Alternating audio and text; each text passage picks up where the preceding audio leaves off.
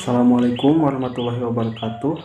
Selamat pagi, siang, sore, ataupun malam bagi rekan-rekan semuanya. Yang terhormat Bapak Indra Jatiwibowo, SEMM, selaku dosen mata kuliah Komunikasi Bisnis.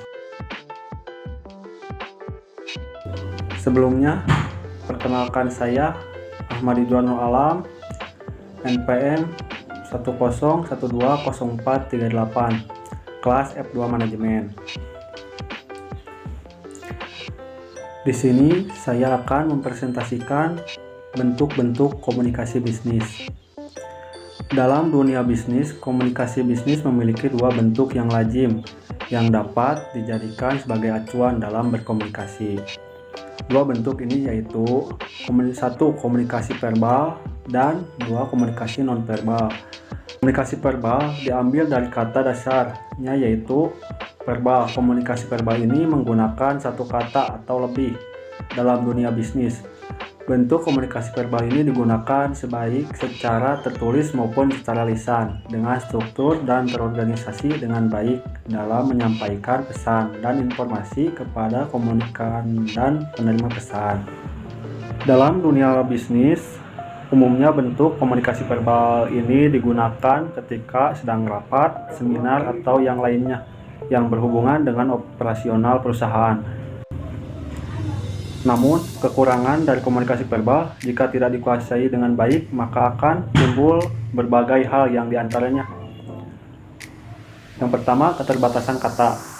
Biasanya, beberapa hal seperti benda, orang, atau sesuatu hal lain yang belum bisa disampaikan dengan menggunakan kata atau bahasa verbal, sehingga komunikasi verbal pun tidak berjalan dengan baik dan lancar. Yang kedua, kata ambigu. Setiap individu memiliki pemikiran masing-masing. Hal inilah yang membuat bahasa verbal menjadi bahasa yang dapat menimbulkan ambiguitas. Seperti halnya berkata orang itu tampan. Belum tentu orang lain menganggap bahwa orang itu tampan, sehingga orang lain akan menganggap bahwa orang itu tampan sifat dan hatinya. Yang ketiga, kata bias. Umumnya kata-kata yang bias ini menyangkut soal budaya dari daerah tertentu. Seperti halnya suatu bahasa dari Jawa akan berbeda maknanya jika diartikan dalam bahasa Sunda. Contohnya, orang mengatakan kata gedang. Dalam bahasa Jawa, kata tersebut berarti pisang. Sedangkan bahasa Sunda mengartikan bahwa kata itu adalah pepaya. Dan yang terakhir, pencampuran fakta. Komunikasi verbal dalam komunikasi bisnis ini sering terjadi percampuran fakta dan makna, sehingga akan timbul pesan atau informasi yang berbaur dan bisa saja tidak sesuai dengan informasi atau pesan yang sebenarnya. Komunikasi nonverbal. Komunikasi nonverbal ini merupakan bentuk komunikasi yang berlangsung menggunakan bahasa tanda, simbol, dan tubuh. Namun, simbol atau tanda-tanda tersebut dapat memberikan pelukisan dan deskripsi apa yang disampaikan. Namun, komunikasi nonverbal ini hanya bisa dilakukan secara lisan, kecuali pada sandi Morse yang merupakan bahasa nonverbal, melainkan menggunakan metode tertulis. Perlu diperhatikan bahwa kedua bentuk komunikasi tersebut memiliki hubungan yang erat dalam dunia bisnis, khususnya dalam komunikasi bisnis. Kedua bentuk tersebut akan saling menjalin dan melengkapi satu sama lain. Ketika bahasa verbal tidak bisa disampaikan, maka bahasa nonverbal yang berperan dan juga sebaliknya. Komunikasi bisnis menurut penyampaiannya. Komunikasi sangatlah penting dalam kehidupan sehari-hari. Walaupun tidak semua terampil dalam berkomunikasi berdasarkan penyampaiannya, komunikasi dibedakan menjadi dua, yaitu yang pertama komunikasi lisan. Komunikasi lisan merupakan metode komunikasi yang dilakukan secara langsung tanpa adanya batas dari jarak atau dilakukan secara bertatap muka. Komunikasi lisan ini pun dibedakan menjadi dua macam, yaitu komunikasi verbal yang disampaikan menggunakan kata-kata atau dengan bahasa, dan komunikasi nonverbal yang disampaikan menggunakan tanda-tanda simbol, bahasa tubuh, wajah, nada bicara, sehingga penekanan kalimat. Yang kedua, komunikasi tertulis. Secara singkat, komunikasi tertulis ini dilakukan dengan metode tulisan. Umumnya, komunikasi tertulis ini contohnya seperti surat, naskah, belangko, dan lain sebagainya, yang tujuannya adalah menyampaikan pesan atau informasi dalam komunikasi bisnis. Komunikasi tertulis ini sering digunakan ketika mereka mengadakan perjanjian, mengirim surat permintaan barang, dan lain sebagainya. Dalam komunikasi tertulis ini, alangkah baiknya dibaca terlebih dahulu sebelum disampaikan ke komunikan atau si penerima pesan, karena komunikasi tertulis ini lebih mengandung risiko yang lebih besar dibandingkan dengan komunikasi lisan. Terkecuali jika komunikasi lisan ini terekam, sehingga komunikasi ini perlu dibuat dengan bahasa yang mudah dan aman. B. Komunikasi bisnis menurut perilaku. Berdasarkan perilaku, komunikasi ini terjadi secara otomatis, sehingga dapat dikatakan bahwa jenis komunikasi ini juga dipengaruhi oleh adanya situasi dan kondisi dari individu, baik komunikator maupun komunikan. Selain itu, komunikasi bisnis menurut perilaku ini juga dipengaruhi oleh situasi lingkungan dan atmosfer sekitarnya. Komunikasi bisnis menurut perilaku dibedakan menjadi beberapa jenis, yang diantaranya: 1. Komunikasi formal. Komunikasi formal ini merupakan jenis komunikasi yang tertata benar sesuai dengan kaidah suatu kebijakan ataupun EYD. Umumnya komunikasi formal ini sebagian besar bersifat korelasional, keluar atau ke dalam dari vitalitas potensi-potensinya. Nah, korelasi tersebut yang membedakan makna dan sifat dari subjek ataupun objek komunikasi.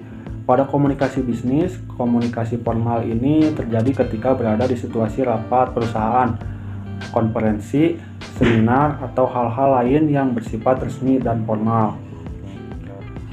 2. Komunikasi informal. Komunikasi informal ini merupakan komunikasi yang sifatnya desas-desus atau belum pasti sumber komunikasinya.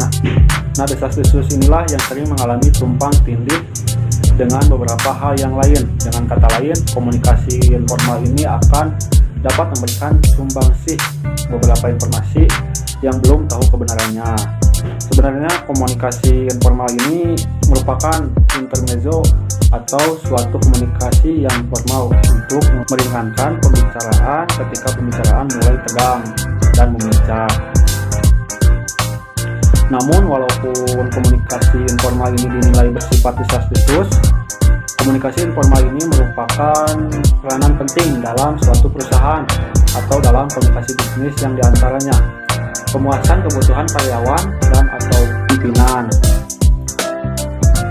meningkatkan suasana yang tegang dan monoton, dan pemberian sugesti terhadap perilaku individu dalam hubungan kerja. Yang ketiga, komunikasi non-informal.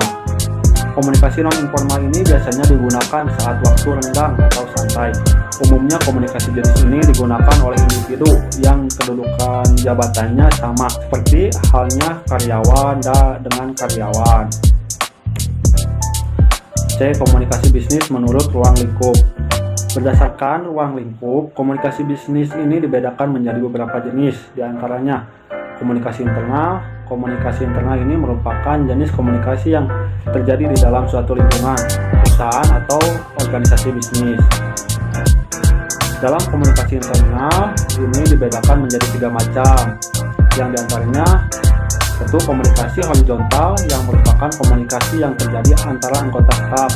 Umumnya komunikasi jenis ini berlangsung secara tidak informal. Komunikasi vertikal, dengan merupakan komunikasi yang terjadi antara pimpinan dengan staf. Contoh komunikasi ini seperti teguran, pujian, atau sebagainya. Komunikasi diagonal, yang merupakan komunikasi yang terjadi antara pimpinan dengan orang yang tidak berkedudukan yang sama. Komunikasi eksternal. Komunikasi eksternal ini terjadi antara anggota perusahaan, individu luar perusahaan, umumnya komunikasi ini terjadi pada pimpinan perusahaan kepada audiensi di luar kepemimpinannya. Komunikasi eksternal ini dapat berbentuk eksposisi, pameran, promosi, dan publikasi, konferensi pers, siaran radio, televisi, bakti sosial atau pengabdian, simulasi atau penyuluhan. Komunikasi bisnis menurut aliran informasi. Informasi atau pesan merupakan unsur penting dalam proses komunikasi bisnis. Informasi atau pesan dalam komunikasi bisnis inilah yang menentukan macam-macam komunikasi. Dalam komunikasi bisnis, menurut aliran informasi ini dibedakan menjadi beberapa jenis, diantaranya: 1. Komunikasi satu arah. Komunikasi satu arah atau simplex merupakan jenis komunikasi yang terjadi dalam satu pihak saja. Umumnya komunikasi ini terjadi ketika berada di situasi atau kondisi darurat, sehingga jenis komunikasi ini bersifat mendadak. 2. Komunikasi dua arah. Komunikasi dua arah ini merupakan jenis komunikasi yang menimbulkan timbal balik atau feedback, yang mana komunikasi ini akan saling menguntungkan dari kedua belah pihak, baik komunikator maupun komunikannya. Yang ketiga, komunikasi ke atas. Komunikasi ke atas ini merupakan jenis komunikasi yang terjadi adanya komunikasi antara pegawai ke pemimpin perusahaan atau ke individu yang jabatannya lebih tinggi. Yang keempat, komunikasi ke bawah. Komunikasi ke bawah ini kebalikan dari komunikasi ke atas, yaitu komunikasi yang terjadi pada pemimpin perusahaan ke pegawainya. Dan yang terakhir, komunikasi ke samping. Sama halnya dengan komunikasi dua arah, namun pada komunikasi ke samping ini terjadi pada dua individu yang memiliki kedudukan atau jabatan yang sama. Itulah jenis-jenis komunikasi bisnis yang perlu kita pahami. Namun dari sekian banyak jenis komunikasi bisnis di atas, mereka masih memiliki dua bentuk komunikasi yang sama dalam komunikasi bisnis, yaitu komunikasi bisnis verbal dan non-verbal. Sekian presentasi dari saya, mohon maaf bila ada kesalahan. Wassalamualaikum warahmatullahi wabarakatuh.